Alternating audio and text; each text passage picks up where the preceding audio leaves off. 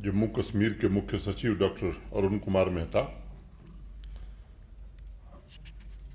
हमारे निमंत्रण पर आज के कार्यक्रम में उपस्थित आदरणीय डॉक्टर मंगला राय जी, हमारे additional chief secretary Shri Atal Dullu जी,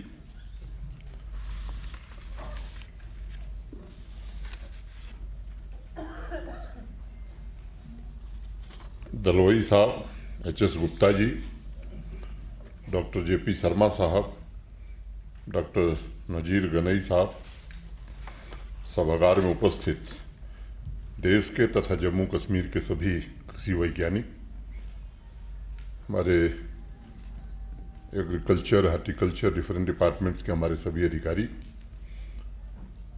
देश के दूसरे हिस्सों से आए हुए प्रगतिशील किसान भाई बहन, जम्मू कश्मीर के हमारे किसान बहन भाई,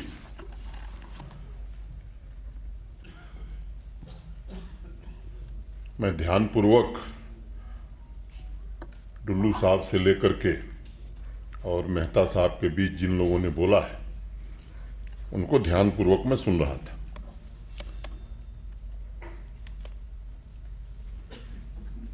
आज बोलने के लिए खड़ा भी नहीं हूं, लेकिन पिछले कई महीनों से एक चर्चा हम सब कर रहे थे कि जम्मू कश्मीर को अगर आर्थिक रूप से आत्मनिर्भर बनना है, संपन्न बनना है, यहाँ के लोगों को रोजगार के अवसर उपलब्ध कराने हैं, तो किन क्षेत्रों पर ध्यान दिया जाना चाहिए। मोटे तौर पर अगर मैं कहूँ तो 4-5 चीज़ें अगर हम ठीक कर लें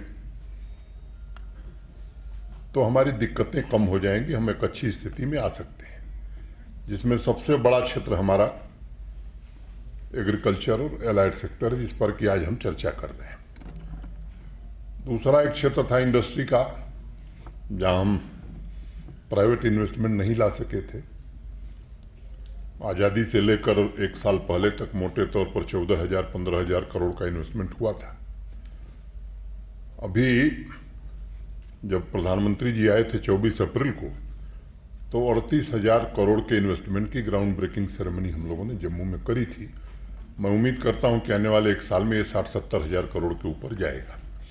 कोशिश हम उसमें ये कर रहे हैं कि एग्रो बेस्ड इंडस्ट्री अधिक से अधिक लगे, ताकि आज जो चर्चा हो रही है इसके जो सार्थक परिणाम निकलें, उसका लाभ हमारे किसान भाई बहनों को मिल सके।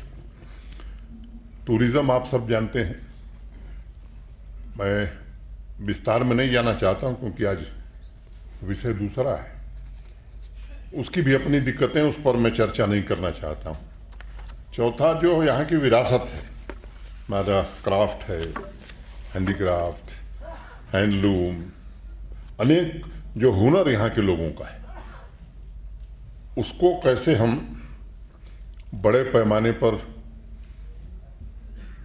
एक बड़े कैनवास पर खड़ा करके देश और दुनिया में उसे कैसे ले जा सकते हैं। तो इन सब चीज़ों पर अलग अलग तरह से हम सब काम कर रहे हैं। आज मुख्य रूप से मैं समझता हूं कि आज ये 2 दिन की जो कार्यशाला है, ये जम्मू कश्मीर का भविष्य बदलने की क्षमता रखती है। अब मैं कोई बड़ी बात नहीं करने वाला हूं कि त्यागी जी को मैं बहुत ध्यान से सुना, मेरा उद्देश्य बहुत सीमित है। ये पॉलिसी क्या होगी एग्रीकल्चर की देश में, ये मेरे न चर्चा का विषय है, न मेरे, मैं समझता हूं कि क्षमता और मेरे कार्य क्षेत्र में आता है। जम्मू कश्मीर में सही नीति क्या हो, हम अपने किसान को कैसे आगे बढ़ा सकें। डिफरेंट सेक्टर्स में एग्रीकल्चर है, हार्टिकल्चर है, फिशरीज है, डेयरी है, एनिमल हस्बेंड्री है, इस सब की एक समेकित योजना हम बनाना चाहते हैं। और देश भर के जो विशेषज्ञ आए हैं, आप जैसे तमाम हमारे जो अनुभवी किसान हैं, और जम्मू कश्मीर के भी जो हमारे किसान हैं, इनके सहयोग से एक पॉलिसी डॉक्यूमेंट बनाना, और वो केवल फाइल और कागज के लिए नहीं, उसे जमीन पर उतारना, ये हमारी जिम्मेदारी है और इसको हम करना चाहते हैं, ईमानदारी से करना चाहते हैं। विजन भले ग्लोबल हो, लेकिन एक्शन हम लोकल रखना चाहते हैं त्यागी जी। एक्शन हम लोकल के बाहर नहीं ले जाना चाहते। जो बातें पहले कही जा चुकी हैं कितने प्रतिशत आबादी, अब उसको दोहराने का कोई मतलब मुझे नहीं है। विश लिस्ट हमारी भी बड़ी लंबी है, लेकिन उस पर चर्चा करना मुनासिब नहीं है। मैं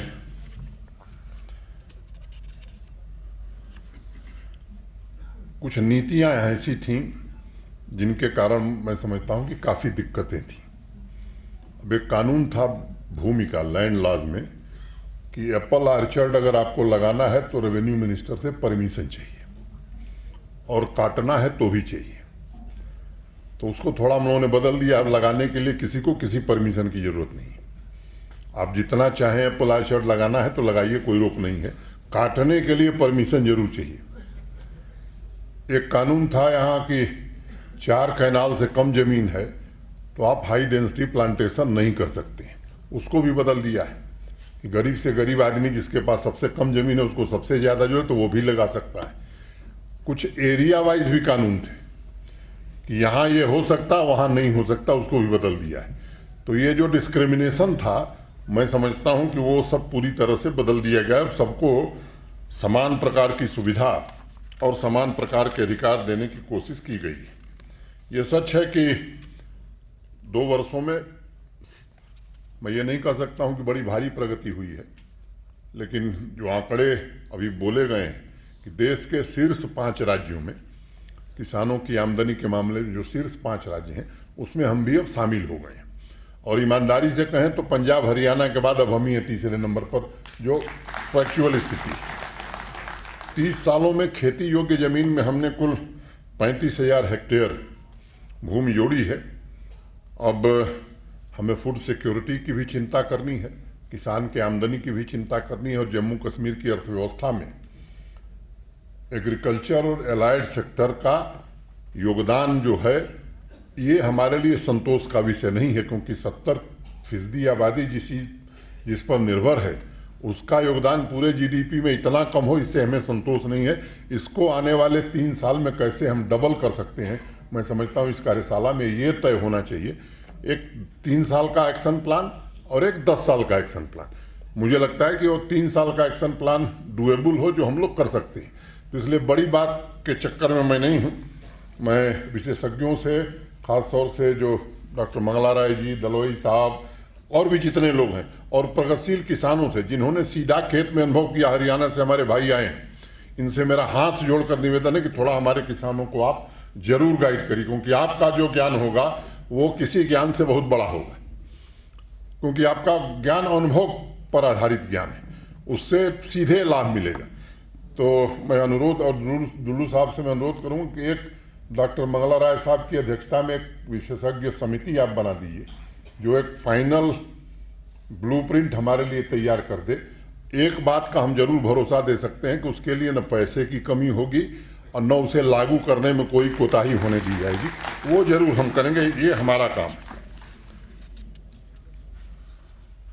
और इसी से मुझे लगता है कि जम्मू कश्मीर का होलिस्टिक डेवलपमेंट हो भी सकता है। एक अंग्रेजी में बात कही जाती है कि if you can improve the agriculture you will improve the world. ये क्षमता कृषि में है, ये बात कही जाती है।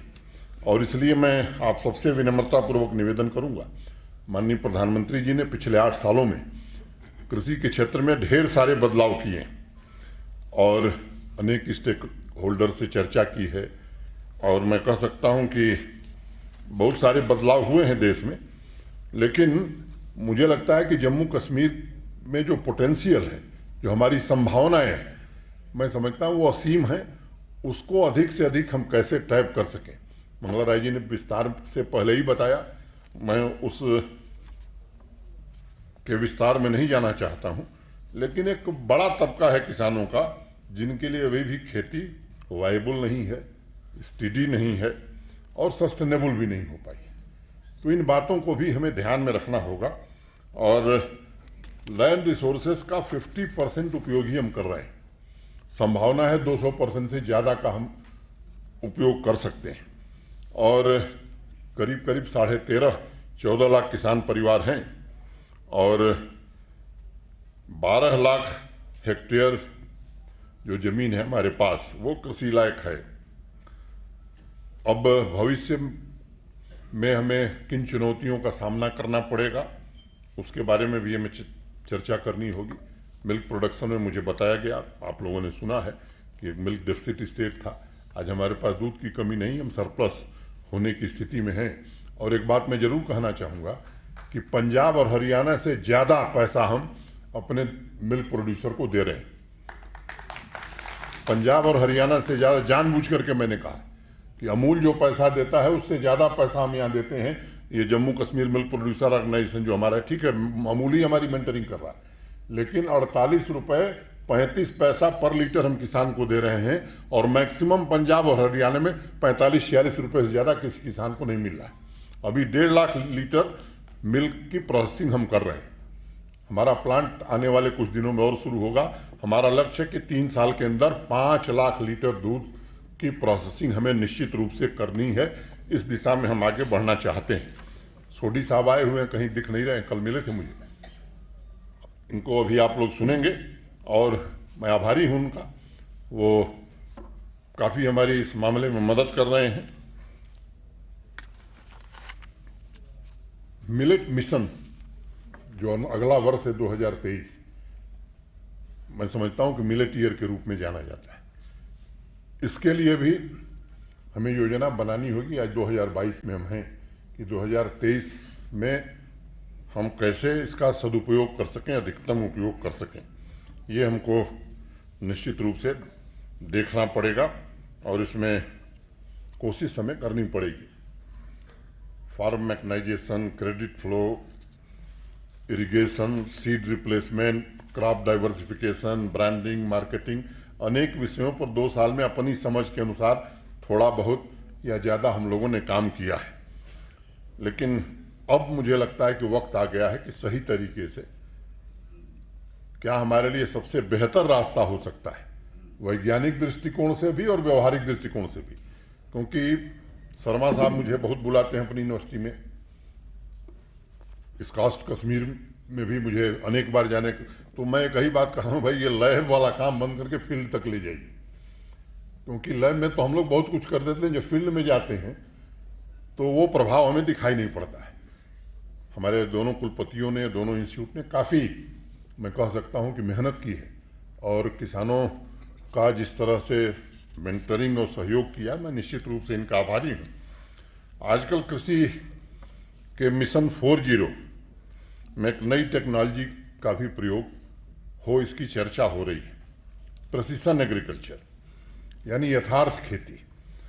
अब पूरे गांव के खेत की सॉयल एनालिसिस से लेकर सीड प्लांटिंग, उसमें कीटनाशक स्प्रे, फसल की मॉनिटरिंग, इरिगेशन, सभी कुछ ड्रोन तकनीक के माध्यम से किया जा सकता है। अब इन सब विषयों पर मैं जानकार नहीं हूँ, विशेषज्ञ लोग चर्चा करेंगे और इसकी एक रणनीति बनाएंगे। हाई डेंसिटी प्लांटेशन अधिक से अधिक बढ़ावें हम। ये अभी जिस अनुपात में हम चाहते हैं उस अनुपात में नहीं बढ़ा पाए हैं। हमने जो लक्ष्य रखा है 55,000 हेक्टेयर का पूरा करने का, जिस गति से अभी हम चल रहे हैं, मुझे लगता है कि जो समय सीमा हमने निर्धारित की है उस समय सीमा में हम नहीं पूरा कर पाएंगे, इसलिए उस गति को हमें बढ़ाना होगा। 2 मुख्य बातें मुझे समझ में आती हैं कि एक तो हमारे यहाँ कोऑपरेटिव सिस्टम फंक्शनल नहीं है बहुत अच्छे तरीके से। पिछली बार मैंने जम्मू में जब कोऑपरेटिव का रिव्यू किया था और थोड़ा हम लोग कोशिश किए हैं कोऑपरेटिव आगे बढ़े, मुझे लगता है कि खेती के लिए सहकारिता का भी बड़ा, मैं समझता हूँ दोनों का चोली दामन का संपर्क है। सबने चर्चा की कि लैंड होल्डिंग हमारी कम है, लेकिन वो हम लोग जब बचपन में थे, बुरा तो किसी ने मुझे कहा कि एक सहकारी, मैंने कोऑपरेटिव लीडर थे जिन्होंने पटना रेलवे स्टेशन के जंक्शन को ही किसी बैंक को गिरवी रख दिया। तो उस तरह की कोऑपरेटिव हम लोग नहीं चाहते हैं। रियल में वो किसानों की कोऑपरेटिव हो, किसानों के हित के लिए काम करे, और उस दिशा में दुल्लू साहब हम सब लोगों को मिल करके काम करना होगा और सहकार की भावना से वो काम शुरू किया जाए, जिसमें किसान तो हो ही, मुझे लगता है कि उसमें काम करने वाले आदमी के हित को भी हम ध्यान में रखें। अभी पिछले 15 तारीख को एक डिस्ट्रिक्ट एक्सपोर्ट एक्शन प्लान हम लोगों ने पूरे जम्मू कश्मीर का काफ़ी परिश्रम से बना है। अब उस एक्सपोर्ट प्लान में मुझे लगता है कि सबसे ज़्यादा योगदान हमारे एग्रीकल्चर और एलाइड सेक्टर का ही हो सकता है। इसको कैसे हम करें, इस पर मुझे लगता है कि हमें काम करने की ज़रूरत है। नेशनल सैफरन मिशन ने निश्चित रूप से सैफरन के किसानों की आमदनी में काफ़ी बढ़ोतरी की है, लेकिन अभी भी पैदावार 5 किलो पर हेक्टेयर नहीं गई। ये लक्ष्य मुझे लगता है कि कोई बड़ा लक्ष्य नहीं था। अभी 4.65 या 4.75 केजी ही पर हेक्टेयर हम पैदा कर रहे हैं। दाम में इजाफा हुआ है, लेकिन यील्ड में भी इजाफा हो, इस पर साइंटिफिक इंटरवेंशन की ज़रूरत है। और डॉक्टर गनई और उनकी टीम से मैं अपेक्षा रखूंगा कि ये हमारे लिए संतोष का विषय नहीं हो सकता है।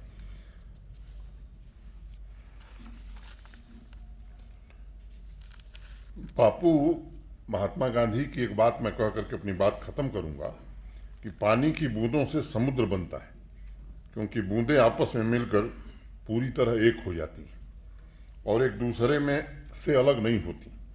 आदमियों पर भी यही सिद्धांत लागू होता है और इसलिए मैं इस पर विश्वास रखता हूं कि सहकार की संस्कृति यदि हम विकसित कर सके, खास तौर से जम्मू कश्मीर के किसान भाइयों में ये संस्कृति अगर हम डेवलप कर सके, और वो हम नहीं कर पाएंगे, वो आपको करना होगा, तो निश्चित रूप से हम स्वावलंबी बन सकते हैं। मार्केट फोर्सेस और जो आधुनिकीकरण और क्लाइमेट चेंज के जोखिम हैं, इन पर किस तरह से हम आगे बढ़ें, इस पर भी कुछ काम हमें करना होगा। हमारा पूरा इकोसिस्टम जो एक दूसरे का विरोधाभासी न हो, एक दूसरे का पूरक हो, ये 2 दिन में निश्चित रूप से इस पर आप सब चर्चा करेंगे। कल भी हम लोग रहेंगे और सुनेंगे हम लोग दिन भर कि मैंने डुल्लू साहब से अनुरोध किया है कि ये समिति हमारी जो है एक बन जाए, और मंगलारा जी से मैं विशेष रूप से अनुरोध करूंगा कि ये देश में आपने बड़ा काम किया है, ये जम्मू कश्मीर के लिए भी मेरा आपसे विनम्र अनुरोध है कि हमारे दोनों कुलपति और हमारे जो यहाँ के कृषि वैज्ञानिक हैं, तो लगे आप थोड़ा समय दे करके हमारी कार्य योजना को मूर्त रूप देने में हमको आशीर्वाद दीजिए। मैं पूरे जम्मू कश्मीर की तरफ से आपके प्रति इसके लिए आभार व्यक्त करूँगा। और एग्रीकल्चर इंफ्रा फंड के बारे में प्रेजेंटेशन है, उसमें चर्चा होगी, मैं उसके डिटेल में नहीं जाना चाहता हूँ। पोस्ट हार्वेस्ट जो नुकसान हो रहा है, पहले से हमारी कैपेसिटी बढ़ी है लेकिन अभी भी नुकसान ज़्यादा है, इन सारे विषयों पर 2 दिनों में चर्चा हो और क्या क्या किया जा सकता है। मैं समझता हूँ आज इससे ज़्यादा मुझे कहने की ज़रूरत नहीं है। हमारे जो इंटरप्रेन्योर्स और स्टार्टअप्स हैं एग्रीकल्चर के, मुझे लगता है कि इनको कैसे हम ज़्यादा से ज़्यादा प्रमोट कर सकें। सरकारी तौर पर हमने ये कहा कि जो हमारे विद्यार्थी हैं खास तौर से, ये जिनके जितने स्टार्टअप लेकर के आएंगे, तो इंडस्ट्री को जैसे हम ज़मीन दे रहे हैं तो पैसा ले रहे हैं, इनको हम रियायती दर पर, क्योंकि ये कल्चर हमारे यहाँ बढ़े, जितनी सुविधा होगी उस प्रशासन की ओर से इनको हम सुविधा देने का काम जरूर करेंगे। वायबल और रिलायबल प्रोजेक्ट्स को जितना कम समय में हरी झंडी दी जा सके, मैं समझता हूं कि वो हमारे लिए फ़ायदेमंद होगा। और मैं पहले ही कहा कि लैब टू फील्ड और फील्ड टू मार्केट, ये सिद्धांत एग्रीकल्चर रिसर्च और एक्सटेंशन का अगर हम लेकर के चलेंगे तो निश्चित रूप से आने वाले समय में हमें लाभ होगा। मॉडर्न टेक्नोलॉजी का पर्याप्त दोहन जहाँ लाभकारी है, वहाँ एक चुनौती भी है। और पिछले कुछ सालों में एक्सटेंशन सर्विसेज के क्षेत्र में हमने काफ़ी प्रगति की है, लेकिन अभी भी उसे हम आकांक्षाओं के अनुरूप सशक्त नहीं बना सके। और इसलिए किसानों से अस्थायी संवाद, मोबाइल और डिजिटल टेक्नोलॉजी का अधिक से अधिक इस्तेमाल, और मुझे लगता है कि अब तो किसान से संबंधित जो जानकारी है वो ओपन डेटा प्लेटफार्म भी हम तैयार करके, क्योंकि अभी एक यंग किसान को हम सुन रहे थे, और मैं नहीं मानता हूं कि किसानी करने के लिए लोग अब आने वाले नहीं, लोग आएंगे बशर्ते उनको ये विश्वास हो सके कि बाकी जो दूसरे काम हम कर रहे हैं उससे बेहतर जिंदगी हम यहाँ गुजार सकते हैं, तो निश्चित रूप से लोग आएंगे। उसके लिए जो भी कोशिश करनी होगी वो निश्चित रूप से हम लोग करेंगे। मैं इससे ज़्यादा आज कुछ न कहते हुए सभी बाहर से आए हुए वैज्ञानिकों का, जम्मू कश्मीर के दोनों हमारी एग्रीकल्चर यूनिवर्सिटी के वाइस चांसलर साहब का और डुल्लू साहब को मैं विशेष रूप से धन्यवाद देता हूं। इस महत्वपूर्ण विचार मंथन से जो अमृत निकलेगा, मैं उम्मीद करता हूं कि अमृत जम्मू कश्मीर की अर्थव्यवस्था को भी सुधारेगा, लोगों के जीवन स्तर में भी बदलाव लाएगा और स्वाभाविक रूप से आर्थिक संपन्नता भी आएगी। और किसान है इसलिए एक अंतिम बात मैं कहना चाहता हूँ, एक बात सबको अपने जहन में बैठा लेना चाहिए कि विकास वहीं होता है जहाँ शांति होती है। अशांति में विकास दुनिया के किसी कोने में नहीं हुआ है, और ये बात सबके जहन में, क्योंकि केवल प्रशासन करेगा, सरकार करेगी, सिक्योरिटी फोर्सेस करेंगी, ये केवल इनका जिम्मा नहीं है। मैं समझता हूँ कि ये बात आपको भी निश्चित रूप से बैठा लेनी चाहिए। पिछले 2 वर्षों में बहुत कुछ बदला है, मैं उस पर कोई भाषण नहीं देने जा रहा हूँ, आप सब इससे परिचित हैं। देश में सबसे ज़्यादा टूरिस्ट आज जम्मू कश्मीर में आ रहा है। मुझे याद है मैं 8 अगस्त 2020 को आया था, श्रीनगर एयरपोर्ट से 32 फ्लाइट ऑपरेट करती थी, आज 110 कर रही हैं। जम्मू एयरपोर्ट से 8-10 फ्लाइट चलती थी, आज 54 फ्लाइट चल रही है। कनेक्टिविटी की बात, जम्मू से चल करके श्रीनगर आने में 10 घंटे लगते थे, आज 5 घंटे में लोग आ रहे हैं। और वो जो स्ट्रेच है वो अगले साल तक बन जाएगा, तो आराम से 4-4.5 घंटे में आ जाएंगे। रेल कनेक्टिविटी कश्मीर से कन्याकुमारी अगले साल हो जाएगी। तो इंफ्रास्ट्रक्चर के काम 1 लाख करोड़ के हाईवे और टनल के प्रोजेक्ट प्रधानमंत्री जी के कारण जम्मू कश्मीर में बन रहे हैं। ढेर सारे ये मैं कह सकता हूँ, लेकिन कुछ लोग हैं जिनको ये बात पसंद नहीं आती है, खासतौर से जो हमारा पड़ोसी है, उसे ये बात पसंद नहीं आती है कि आखिर यहाँ टूरिज्म कैसे बढ़ रहा है, यहाँ इंडस्ट्री कैसे आ रही है, यहाँ की इकानमी कैसे ग्रो कर रही है। वो जानबूझ करके कुछ न कुछ षड्यंत्र करता है और कुछ लोग उसमें शिकार हो जाते हैं।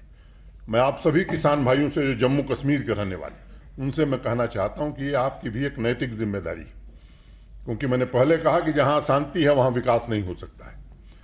अगर वास्तव में जम्मू कश्मीर को विकसित करना है तो यहाँ शांति स्थापित करना सबसे महत्वपूर्ण काम है, बाकी कोई काम इससे महत्वपूर्ण नहीं हो सकता है।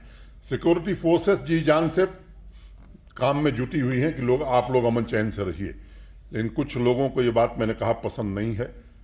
मैं शुरू से एक बात कह रहा हूँ कि हमारी नीति बड़ी स्पष्ट है कि गुनहगार को छोड़ो मत और बेगुनाह को छेड़ो मत। उस नीति पर हम इसलिए कायम है कि हम नहीं चाहते हैं किसी बेगुनाह आदमी के साथ कोई भी गलत काम हो। लेकिन कुछ साजिशें हो रही हैं, जानबूझ करके सिक्योरिटी फोर्सेस को उत्तेजित किया जाता है कि इनसे कोई गलती हो जाए, ताकि आम आदमी, आम किसान, आम नौजवान सड़क पर आए। वो गलती हम नहीं करेंगे, किसी हाल में नहीं करेंगे। लेकिन समाज को भी अपनी जिम्मेदारी का, अगर आप चाहते हैं कि जम्मू कश्मीर आर्थिक रूप से प्रगति के रास्ते पर आगे बढ़े, तो आपकी भी कुछ जिम्मेदारियां हैं। उन जिम्मेदारियों का निर्वहन आपको करना पड़ेगा, तभी जम्मू कश्मीर जो मुकुटमणि था भारत का, फिर से मुकुटमणि हो सकता है।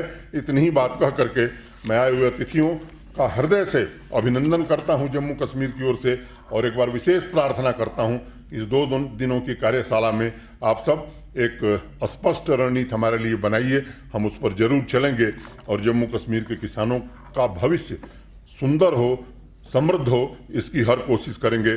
बहुत बहुत धन्यवाद। नमस्कार।